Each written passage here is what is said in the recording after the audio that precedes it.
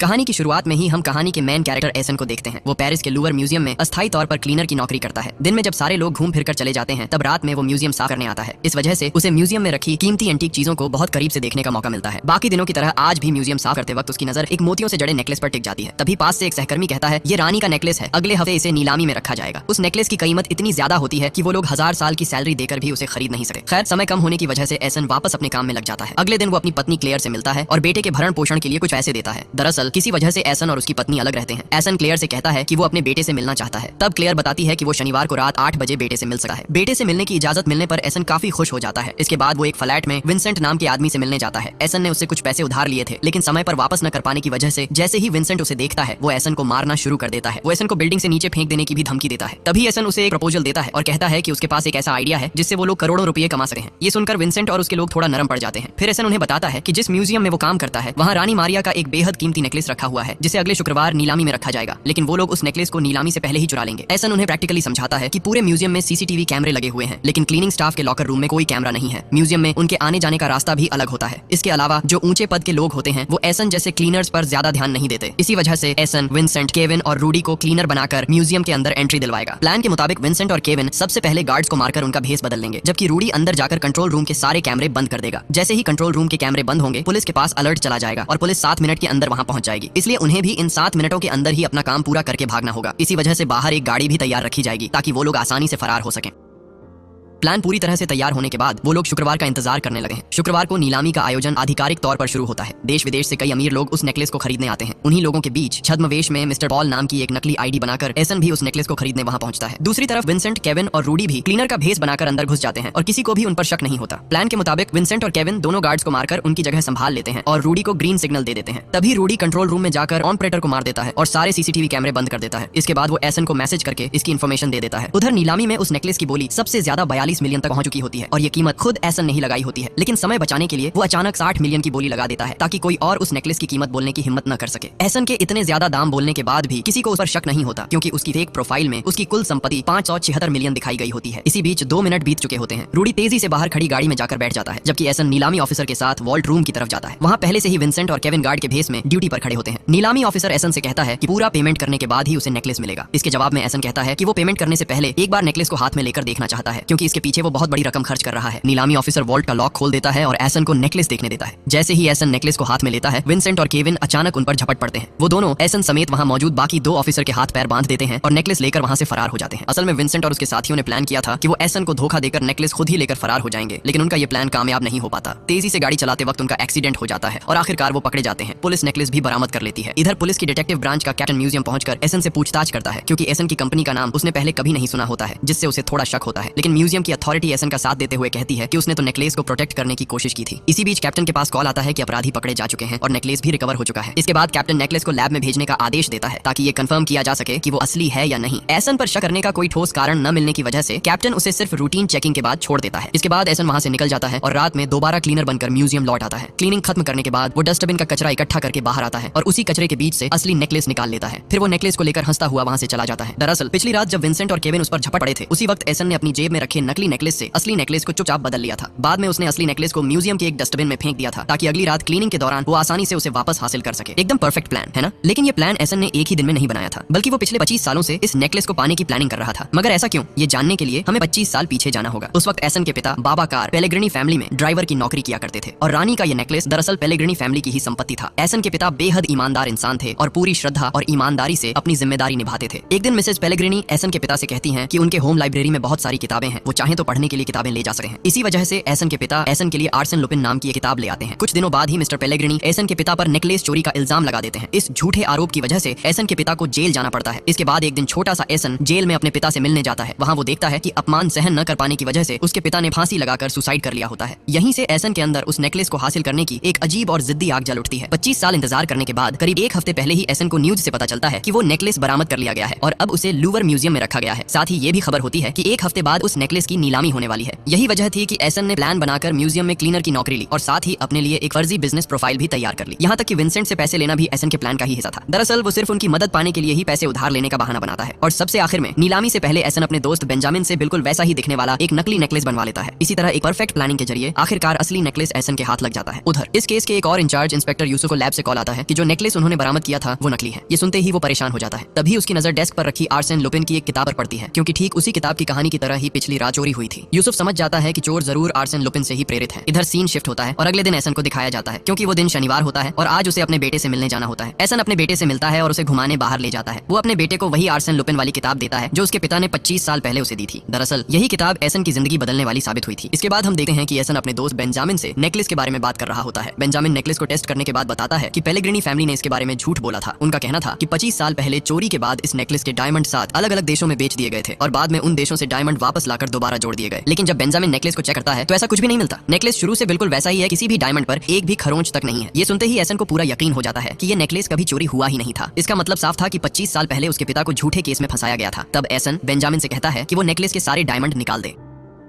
इसके बाद एसन Mrs Pellegrini को मिलने के लिए एक चिट्ठी भेजता है। उस चिट्ठी के साथ वो सबूत के तौर पर एक डायमंड भी भेज देता है। चिट्ठी में मिलने की लोकेशन, डेट और टाइम सब कुछ लिखा होता है। उसी के मुताबिक मिसेस पेलेग्रिनी उससे मिलने पहुंचती है। एसन पिज्जा डिलीवरी बॉय के भेस में मिसेस पेलेग्रिनी से मिलता है और उससे पूछता है कि उसने उसके पिता को नेकलेस चोरी के आरोप में क्यों फंसाया था। लेकिन मिसेस पेलेग्रिनी पुलिस प्रोटेक्शन के साथ आई होती है। उसने अपने कपड़ों में एक स्पाई कैमरा और सुनने की मशीन भी लगा रखी होती है। एसन ये बात समझ जाता है और तुरंत हाथ से उस स्पाई कैमरे को ढक देता है। तब मिसेस पेलेग्रिनी एसन को पैसों के बदले मामला रफा दफा करने की पेशकश करती है, लेकिन एसन इससे साफ इनकार कर देता है। वो अपने पिता की इज्जत वापस पाना चाहता है, न कि पैसा। इधर जैसे ही स्पाई कैमरा बंद होता है, छद्मवेश में मौजूद पुलिस ऑफिसर्स उनकी तरफ बढ़ने लगे हैं। एसन हालात को भांप जाता है और तुरंत अपनी साइकिल उठाकर भागने लगता है। पुलिस भी उसके पीछे दौड़ पड़ती है, लेकिन तभी वहाँ कई और पिज्जा डिलीवरी बॉय आ जाते हैं, जिससे पुलिस कंफ्यूज हो जाती है। शक के आधार पर वो एक गलत डिलीवरी बॉय को पकड़ लेते हैं और उसी मौके का फायदा उठाकर एसन कपड़े बदलकर आराम से वहाँ से निकल जाता है। असल में मिसेस पेलेग्रिनी से मिलने से पहले एसन ने यहाँ की लोकेशन का इस्तेमाल करके ये सारे पिज्जा ऑन ऑर्डर करवा दिए थे ताकि उसे भागने का मौका मिल सके। खैर, एसन घर लौटता है और अपने पिता की मृत्यु से पहले जेल से लिखी गई एक चिट्ठी निकालता है। चिट्ठी की आखिरी लाइन में उसके पिता लिखते हैं कि सच तो लाइब्रेरी में मिलेगा, लेकिन उनके पिता ने लाइब्रेरी शब्द को जानबूझकर गलत लिखा था, क्योंकि उन्हें स्पेलिंग के मामले में बहुत सेंसिटिव होना। एसन इसे समझ जाता है कि ये कोई कोड लैंग्वेज है। वो पूरी रात विश्लेषण करता है और एक नाम निकालता है ETN कॉमेट। ये आदमी पहले किसी लाइब्रेरी में काम करता था और जेल में उसके पिता के पास बैठा था। अब भी वो आदमी जेल में है, शायद उसके पिता के बारे में कुछ जानता हो, इसलिए एसन उससे मिलना चाहता है। लेकिन आदमी बीमार होने की वजह से मिलने का मौका नहीं मिलता। फिर भी एसन पीछे नहीं हटता और खुद जेल में जाने का फैसला करता है। दरअसल हाल ही में एसन का ममातो भाई किसी केस में जेल गया था और वो देखने में बिल्कुल उसके जेम्स भाई जैसा था। एसन उसी का भेस बनाकर जेल के अंदर जाता है और उसके ममातो भाई की जगह वह बाहर निकलता है। जेल के अंदर पहुंचकर एसन कोमेट के सेल में जाता है, लेकिन वहां जाकर पता चलता है कि कोमेट वहां नहीं है, बल्कि उसे जेल के हॉस्पिटल में भर्ती कराया गया है। तब एसन चालाकी से जेल के 2 कैदियों के बीच झगड़ा करवा देता है। वो कैदी एसन के पेट में ब्रश घुसा देते हैं, जिसकी वजह से एसन को भी तुरंत हॉस्पिटल में भर्ती कर लिया जाता है। यही मौका देकर एसन कोमेट से मिलता है और उसे अपनी पहचान बताता है। कोमेट उसे बताता है कि एसन के पिता ने उसके पास एक किताब रखी थी और कहा था कि अगर कोई आदमी उसकी तलाश में यहाँ आए तो उसे वो किताब दे देना और कहना कि सारे जवाब इसी किताब के अंदर हैं। उसी रात एसन गार्ड्स को रिश्वत देकर दोबारा कोमेट के सेल में जाता है और वहाँ आर्सेन लुपिन सीरीज की एक और किताब ढूंढ निकालता है। अपने सेल में लौटकर जब एसन किताब खोलता है तो देखता है कि उसके पिता ने चाय से किताब के कुछ शब्दों को मार कर रखा था। एसन उन शब्दों को जोड़ता है और तब उसे असली मैसेज समझ में आता है। उसके पिता कहना चाहते थे, मैं निर्दोष हूँ, एनी पेलेग्रिनी ने मुझे फंसाया है। ये सच्चाई जानने के बाद एसन के दिल में एनी पेलेग्रिनी के लिए गुस्सा और नफरत भर जाती है, लेकिन बदला लेने के लिए सबसे पहले उसे जेल से बाहर निकलना जरूरी होता है। इसके लिए वो एक खतरनाक प्लान बनाता है। आर्सेन लुपिन के तरीके पर चलते हुए वो अपने गले में फांसी लगाकर सुसाइड का नाटक करता है। सबको लगा है कि एसन मर चुका है। इसके बाद एम्बुलेंस में उसकी लाश को पोस्टमार्टम के लिए ले जाया जा रहा होता है, लेकिन रास्ते में ही एसन होश में आ जाता है, एम्बुलेंस से उतरता है और वहाँ से भाग निकलता है। इसके बाद एसन एनी पेलेग्रिनी यानी मिसेस पेलेग्रिनी से मिलता है और सीधे उससे सवाल करता है। एनी बताती है कि उसे कहा गया था कि वो बाबा कार यानी एसन के पिता को कंफ्यूजन पेपर पर साइन करने दे, ताकि कुछ दिनों बाद बाबा कार को जेल से बाहर निकालने का प्लान बनाया जा सके। इसीलिए एनी ने जेल में बाबा कार से मुलाकात कर उसे कन्फेशन पेपर पर साइन करवा दिया, लेकिन उसे इस बात का पता नहीं था कि उसके और बाबा कार के साथ धोखा किया जाएगा। एनी एसन को उस पुलिस ऑफिसर का नाम भी बताती है जिसने उस समय बाबा कार का केस जांचा था, गैब्रियल। यही ऑफिसर असल में बाबा कार की मौत के पीछे जिम्मेदार था। एसन घर लौटकर गैब्रियल के बारे में रिसर्च करता है और पता चलता है कि अब गैब्रियल को प्रमोशन मिल चुका है और वह पुलिस कमिश्नर बन गया है। इसके बाद हम कमिश्नर गैब्रियल को देखते हैं कि वह अपने फैमिली के साथ खुशहाल जीवन जी रहा है और अपनी पत्नी के साथ उसका बहुत मधुर रिश्ता है। दूसरी तरफ एसन को देखा जाता है कि वह गैब्रियल की हर एक्टिविटी पर CCTV कैमरे के जरिए नजर रख रहा है। दरअसल एसन ने किसी समय गैब्रियल के घर में सीक्रेट कैमरा लगवा दिया था, जिसके बारे में गैब्रियल को बिल्कुल पता नहीं है। इस बीच गैब्रियल ऑफिस में काम कर रहा होता है। एसन IT टेक्नीशियन के भेस में उसके पास जाता है और कहता है कि वह IT डिपार्टमेंट से कंप्यूटर चेकिंग के लिए आया है। कंप्यूटर चेक करने पर एसन को वहाँ एक वीडियो मिल जाता है। ये सुनकर गैब्रियल काफी गुस्से में आ जाता है, लेकिन एसन बिल्कुल शांत होकर कहता है कि वह तुरंत वीडियो डिलीट कर दे, नहीं तो उसे ऑफिशियल रिपोर्ट करने पर मजबूर होना पड़ेगा। ये सुनकर गैब्रियल और गुस्से में कंप्यूटर लैब की तरफ जाने लगा है। तभी एसन उसे एक खाली कमरे में ले जाकर अज्ञान करने वाली इंजेक्शन दे देता है। एसन गैब्रियल के मोबाइल की सिम निकालकर तोड़ देता है और उसे एक बड़े बॉक्स में डाल देता है। इसके बाद एसन बॉक्स को बाहर लेकर गाड़ी में रखता है और गैब्रियल का किडनैप कर ले जाता है। जब गैब्रियल होश में आता है तो वह देखता है कि उसे एक कुर्सी पर हाथ पांव बंधे हुए रखा गया है। एसन सीधे उसके सामने नहीं आता, बल्कि पास वाले कमरे से एक डिवाइस के जरिए अपनी आवाज बदलकर गैब्रियल से बात करता है। एसन स्क्रीन पर अपने पिता बाबाकार की कुछ फोटो दिखाकर गैब्रियल से पूछता है कि क्या वह उन्हें पहचानता है। गैब्रियल बाबाकार को देखकर पहचान जाता है। तभी 25 साल पहले का एक फ्लैशबैक दिखाया जाता है। गैब्रियल बाबाकार को गिरफ्तार करने के बाद मिस्टर पेलेग्रिनी से मिलता है। गैब्रियल मिस्टर पेलेग्रिनी को बताता है कि बाबाकार का कोई क्रिमिनल बैकग्राउंड नहीं है, वह एक ईमानदार और मददगार इंसान था। उसे ऐसा बिल्कुल भी नहीं लगता कि बाबाकार ने नेकलेस चोरी किया था। गैब्रियल मिस्टर पेलेग्रिनी की तरफ शक की नोक मारते हुए कहता है कि आपने कुछ दिन पहले ही उस नेकलेस का इंश्योरेंस बढ़ाया था, तो अगर वो चोरी होता है तो आपका ही फायदा होगा। इसके बाद गैब्रियल सच पता करने की बात कहकर वहां से चला जाता है। सीन फिर वर्तमान में लौटा है। एसन स्क्रीन पर अपने पिता के इन्वेस्टिगेशन और कन्फेशन रिपोर्ट्स दिखाता है, जिन सभी पर गैब्रियल के साइन थे। एसन उससे सवाल करता है कि उसने उसके पिता को झूठे केस में क्यों फंसाया, जबकि उसने कोई नेकलेस चोरी का सबूत नहीं पाया था। तो आखिर किस आधार पर उसके पिता को सजा दी गई और क्यों उसे सजा कम करने के बहाने कन्फेशन लेने को मजबूर किया गया। गैब्रियल जब कोई जवाब देने से बचता है तब एसन उसे उसके बैंक डिटेल्स और भ्रष्टाचार के कुछ सबूत दिखाता है। फिर एसन उसे ब्लैकमेल करता है और कहता है कि अगर उसने सच नहीं माना तो वह ये सब सबूत उसकी पत्नी को भेज देगा। दरअसल गैब्रियल की पत्नी उसे एक आदर्श, ईमानदार और निष्ठावान इंसान के रूप में जानती थी और यही कारण था कि एसन इस रास्ते का इस्तेमाल करता है। लेकिन अगर गैब्रियल एसन की बात पर ध्यान नहीं देता तो एसन सचमुच उसकी पत्नी को फोन कर देता है। अपनी पत्नी की बात सुनकर गैब्रियल काफी घबरा जाता है और स्वीकार करता है कि उसने असल में यह काम रिश्वत के बदले किया था। हालांकि उसने ये अपनी विलासिता के लिए नहीं किया था, बल्कि अपने बच्चों के भविष्य को सुरक्षित करने के लिए मजबूर होकर किया था।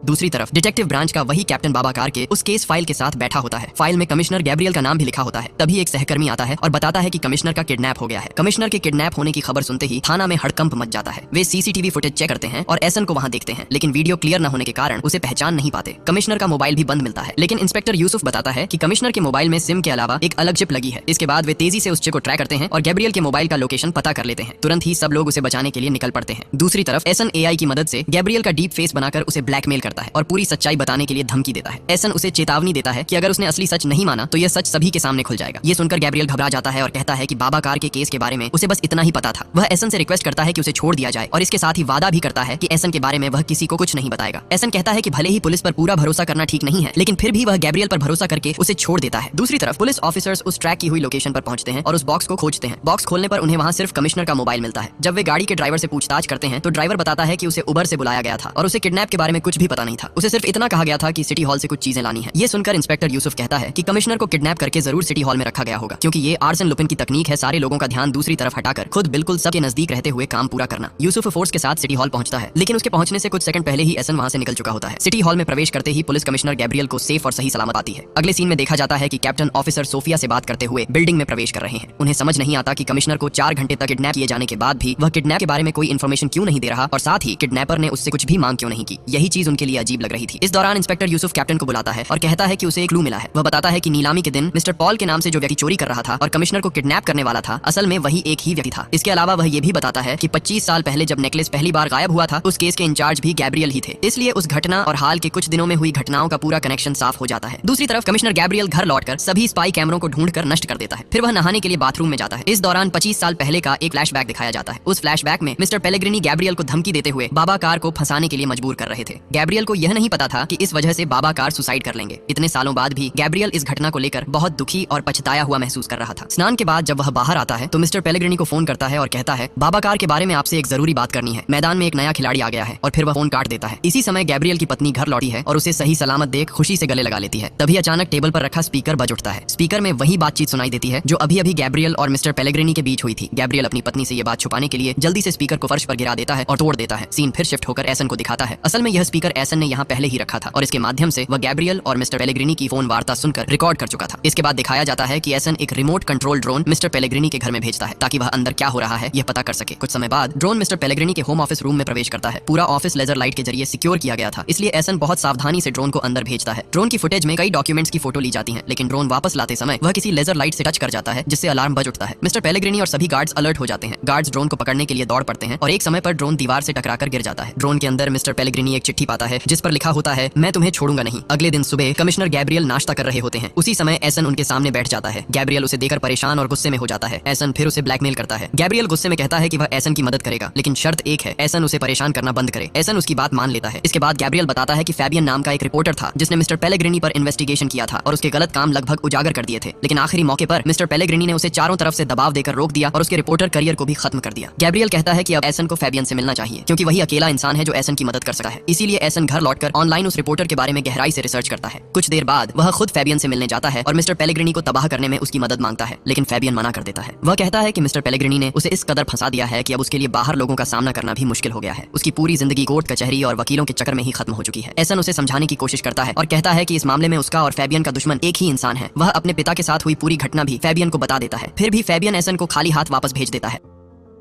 अगले दिन जब एसन अपना काम खत्म करके घर लौट रहा होता है तभी फैबियन खुद उसके सामने आकर खड़ा हो जाता है। फैबियन कहता है कि मिस्टर पेलेग्रिनी ने उसकी जिंदगी की सबसे कीमती चीज छीन ली है, उसका करियर। अब उसके पास खोने के लिए कुछ भी नहीं बचा। यही वजह है कि वह अब एसन की मदद करने के लिए तैयार है। इसके बाद फैबियन एसन को अपने घर ले जाता है और दोनों मिलकर मिस्टर पेलेग्रिनी से बदला लेने की प्लानिंग शुरू करते हैं। एसन कहता है कि उसे ऐसा ठोस सबूत चाहिए जिससे वह मिस्टर पेलेग्रिनी की पूरी दुनिया हिला सके। इस पर फैबियन जवाब देता है, मेरे पास बिल्कुल ऐसा ही एक सबूत है। इसी बीच पुलिस ब्यूरो में दिखाया जाता है कि कमिश्नर के किडनैप के दिन का सीसीटीवी फुटेज और एसन की फोटो लेकर वे सॉफ्टवेयर के जरिए उसका स्केच बनाने की कोशिश कर रहे हैं। सॉफ्टवेयर में एसन के 4 अलग-अलग चेहरे का एनालिसिस हो रहा था। दूसरी तरफ फैबियन एसन को ऑब्जेक्टर पत्रिका के ऑफिस के सामने ले जाता है जहां फैबियन पहले रिपोर्टर के तौर पर काम करता था। फैबियन बताता है कि तीसरी मंजिल के आखिरी कमरे में एक स्टोरेज रूम है। वहां एक बॉक्स रखा है जिस पर लिखा है स्पोर्ट्स 1980। बॉक्स के अंदर एक हरा वीडियो कैसेट है। फैबियन खुद इस ऑफिस में नहीं जा सकता क्योंकि उसे वहां प्रवेश से रोक दिया गया है, इसलिए एसन को ही यह काम करना होगा। एसन जैसे ही अंदर प्रवेश करता है फैबियन गार्ड को एक झूठी कॉल करता है और कहता है कि वह इन्वेस्टिगेशन डिपार्टमेंट की नताली बोल रही है। वह गार्ड को बताती है कि एक इन्फॉर्मर अभी एक इंपॉर्टेंट फाइल लेकर आएगा, उसे सीधे तीसरी मंजिल में उसके ऑफिस रूम में दे देना। गार्ड फैबियन की बात पर विश्वास करता है और एसन को ऑफिस में प्रवेश करने देता है। एसन आसानी से वीडियो कैसेट ढूंढकर वापस आ जाता है। जब एसन घर लौटकर वीडियो कैसेट चलाता है तो फैबियन बताता है कि 1996 में मलेशिया के कुआलालंपुर में एक टेररिस्ट अटैक हुआ था जिसमें 11 लोग मारे गए थे। इनमें से 8 लोग फ्रेंच नागरिक थे। इस हमले का कारण प्रतिशोध था क्योंकि एक दलाल हथियार व्यवसायियों को धोखा दे रहा था और वह दलाल कोई और नहीं बल्कि मिस्टर पेलेग्रिनी था। वीडियो कैसेट में देखा जा सकता है कि पेलेग्रिनी हथियार व्यवसायियों के साथ डील करता है। फैबियन की समझ से पता चलता है कि उसने नेकलेस चोरी का झूठा मामला बनाकर और उसके इंश्योरेंस के पैसे का इस्तेमाल करके यह हथियार व्यापार किया। वीडियो से यह भी स्पष्ट होता है कि पेलेग्रिनी द्वारा बेचे गए हथियारों से कुआलालंपुर में फ्रांस की एम्बेसी को उड़ाया गया। लेकिन एसन पूरा वीडियो नहीं अपलोड करता, सिर्फ वीडियो का एक स्क्रीनशॉट लेकर वह उसे फैलाता है ताकि पेलेग्रिनी डर जाए। स्क्रीनशॉट जल्दी ही वायरल हो जाता है और मिस्टर पेलेग्रिनी की बेटी जूलियट तक पहुंच जाता है। जूलियट जब यह अपने पिता को दिखाती है तो पेलेग्रिनी सब कुछ नकार देता है और कहता है कि यह विपक्षी दल की साजिश है और कोई उसे फंसाने की कोशिश कर रहा है। लेकिन मामला यहीं खत्म नहीं होता। जल्दी ही मीडिया में भी इस खबर को लेकर हलचल मच जाती है। पेलेग्रिनी मीडिया से भी यही बात कहता है और धमकी के अंदाज में कहता है कि जो भी उसके नाम पर बदनामी फैलाने की कोशिश कर रहा है उसे प्रमाण के साथ उसके पास आना चाहिए। इसी दौरान रिपोर्टर्स की भीड़ में से फैबियन माइक्रोफोन लेकर आगे बढ़ता है और मिस्टर पेलेग्रिनी से सवाल करता है, क्या आपके हाथ अब भी उस टेररिस्ट अटैक में मारे गए लोगों के खून से लाल हैं? मिस्टर पेलेग्रिनी गुस्से भरी नजरों से कुछ देर फैबियन की तरफ देखता है लेकिन कोई जवाब दिए बिना वहां से चला जाता है। टीवी पर एसन भी यह इंटरव्यू देख रहा था। एसन इस कृत्य को देखकर थोड़ा विचलित हो जाता है और सोचता है कि फैबियन ने ऐसा करके खुद अपना खतरा क्यों बुला लिया। लेकिन फैबियन को पेलेग्रिनी के सामने खड़े होने में एक भीतर से संतोष और शक्ति महसूस होती है। इसके बाद फैबियन वहां से निकलता है और उसे ध्यान होता है कि पेलेग्रिनी का एक आदमी उसका पीछा कर रहा है, इसलिए वह रास्ता बदलते हुए और सावधानी से घर लौटा है। घर पहुंचते ही एसन पहले से मौजूद होता है। वह फैबियन को फूल देकर बधाई देता है और मदद करने के लिए धन्यवाद कहता है। दोनों मिलकर पूरी वीडियो को पब्लिश करने का प्लान बनाते हैं। इसके बाद एसन अपने काम पर लौट जाता है। अगले सीन में दिखाया जाता है कि कैप्टन यूसुफ और सोफिया कमिश्नर गैब्रियल के सामने बैठे हैं। वे एसन के बनाए गए स्केच दिखाते हैं। इनमें एसन का भी स्केच शामिल है, लेकिन गैब्रियल जोर देकर कहता है कि इन सब में से किसी ने उसे किडनैप नहीं किया। यूसुफ इसे मानने को तैयार नहीं होता और जोर देकर कहता है कि नेकलेस चोरी और गैब्रियल के किडनैप के पीछे वही व्यक्ति है। ये सुनकर गैब्रियल थोड़े गुस्से में आ जाते हैं और कहते हैं कि ये दोनों केस एक साथ मत जोड़ो, वे सिर्फ नेकलेस खोजने पर फोकस करें वरना वह ये केस किसी और को ट्रांसफर कर देंगे। कप्तान तब रिक्वेस्ट करता है और गैब्रियल कप्तान और सोफिया को इस केस में बनाए रखते हैं, लेकिन यूसुफ को इस केस से हटा दिया जाता है क्योंकि वह केस को बहुत तेजी से सुलझा रहा था। पकड़े जाने के डर से कमिश्नर उसे इस केस से बाहर रखने का निर्देश देते हैं। इसी बीच एसन मेकअप करके अपना चेहरा बदलता है और एक टीवी चैनल के टॉक शो में जाता है। उसका उद्देश्य था कि पेलेग्रिनी का वीडियो पूरे देश को लाइव दिखाया जाए, लेकिन वीडियो चालू होने से पहले ही पेलेग्रिनी के लोग वीडियो के असली हिस्सों को काट देते हैं। अब एसन ही उल्टे रूप में विलन की तरह दिखाई देता है और सार्वजनिक रूप से पेलेग्रिनी को फंसाया जा रहा था। एसन सारी स्थिति समझकर टीवी ऑफिस से भागने लगा है, लेकिन पेलेग्रिनी के लोग उस पर हमला कर देते हैं। इसके बावजूद एसन सभी को मारकर वहां से निकलने में सफल होता है। इस दौरान जूलियट अपने पिता को फोन करती है और कहती है कि वह शक करने के लिए सॉरी है। साथ ही वह बताती है कि जो इंटरव्यू में आया था वह शायद एसन ही था जो उनके ड्राइवर बाबाकार का बेटा है। उसने एसन को नेकलेस की नीलामी के दिन भी देखा था। यह सुनकर पेलेग्रिनी सतर्क हो जाता है और अपने दुश्मन की पहचान के बारे में निश्चित हो जाता है। इसी बीच टीवी पर टॉक शो की घटना देखकर फैबियन आगबूला हो जाता है। तभी किसी ने उसके दरवाजे पर खटखटाया। फैबियन खतरा भांपते हुए दरवाजा खोल देता है और वहां एसन के लिए कुछ लिखकर छोड़ता है। तभी पेलेग्रिनी का गुंडा लियोनार्डो आता है, फैबियन का गला दबाता है और एसन के बारे में पूछता है। फैबियन कुछ नहीं बताता। लियोनार्डो क्रोधित होकर फैबियन को मार देता है और उसके गले में फांसी डालकर उसे लटका देता है। कुछ देर बाद एसन फैबियन के घर पहुंचता है और उसकी लटकी हुई लाश देखकर स्तब्ध रह जाता है। उसकी नजर टेबल पर रखी किताब पर पड़ती है। एसन किताब और फैबियन के कुत्ते को लेकर बाहर आता है। बाहर आकर जब वह किताब खोलता है तो पाता है कि फेबियन ने लिखा था, यह लड़ाई हमारे अस्तित्व की लड़ाई है, इसलिए एसन तुम इस लड़ाई को मत रोकना। इसके बाद दिखाया जाता है कि इंस्पेक्टर यूसुफ टॉक शो में आए व्यक्ति के साथ स्केच की तुलना करता है और वह स्केच असल में एसन का ही था। फेबियन की मृत्यु के बाद उसका कुत्ता बहुत उदास हो गया। एसन भी खुद को दोषी महसूस कर रहा था और सोच रहा था कि अगर उसने फेबियन को इस सब में नहीं घसीटा होता तो उसे इस तरह मरना नहीं पड़ता। एसन का दोस्त बेंजामिन उसे सलाह देता है कि ऐसे विचारों को अपने दिमाग से निकाल दें। साथ ही वह कहता है कि कल एसन के बेटे का जन्मदिन है, इसलिए फैमिली के साथ समय बिताने की प्लान बनानी चाहिए।